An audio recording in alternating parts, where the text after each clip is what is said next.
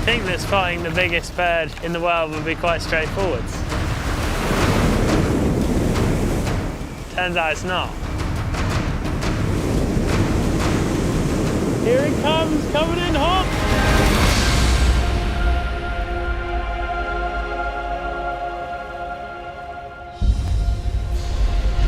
That is the biggest bird on the planet.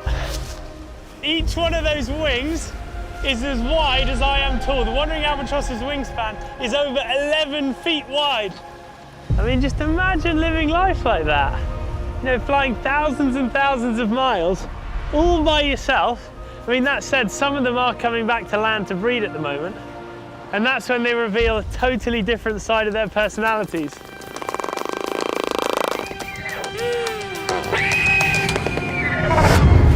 How is it possible that life can come back from the dead? The island of South Georgia was the scene of one of the worst wildlife massacres in history. Species driven to near extinction. The whaling stations were abandoned. This is an awe-inspiring story of how, if given the chance, nature can bounce back on a scale you're not going to believe. My name's Bertie Gregory and I'm a National Geographic wildlife filmmaker. This is Resurrection Island.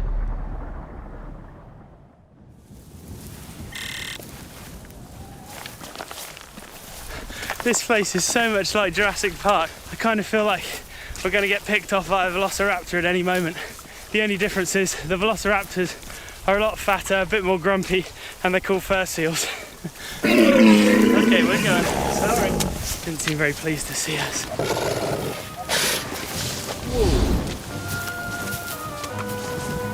Look at that for a view! Well, they don't call it Wanderer Ridge for nothing. The sky up here is filled with wanderers. And they're just so at home in the wind. I mean, everything here is huge. The birds are huge, the ocean's huge, the mountains are huge. The wind is huge and it makes filming really difficult.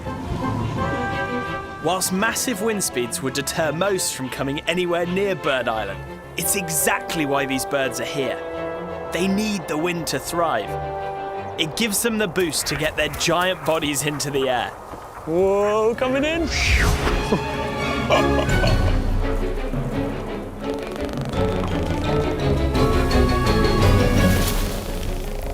Oh, it's like sitting on the end of a runway, waiting for a 747 to come in. For as graceful as these birds are in the air, their terrestrial landings, well, they're more like crash landings.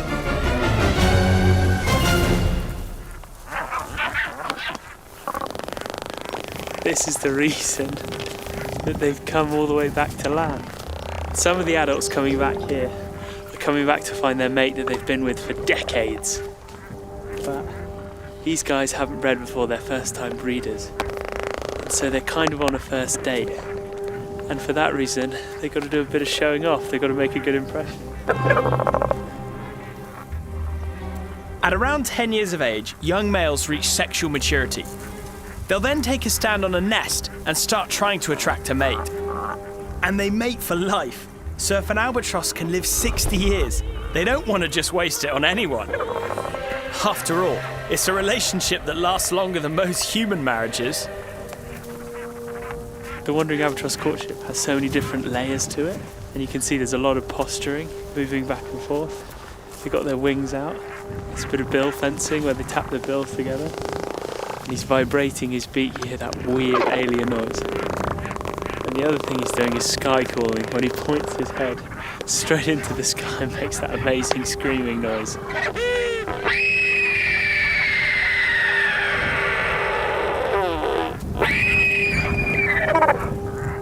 I love it when timing works out. Once a pair start getting into it, more and more try to join the party. This is one of the most elaborate courtship rituals in the animal kingdom.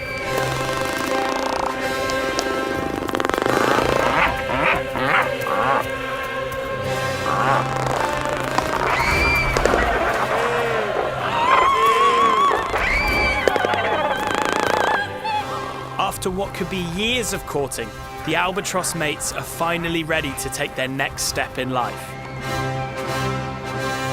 Starting a family. Yeah, that's it. Cool.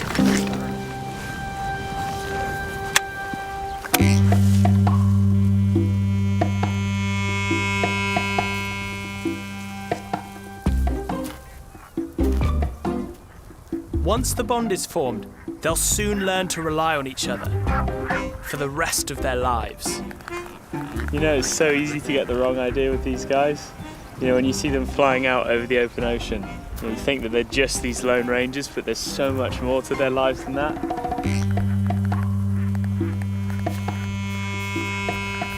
They form this amazing long-term bond. Their relationship's all about, you know, dedication, partnership. Since they only lay one egg every 2 years, they put a huge amount of time and resources into raising just a single chick.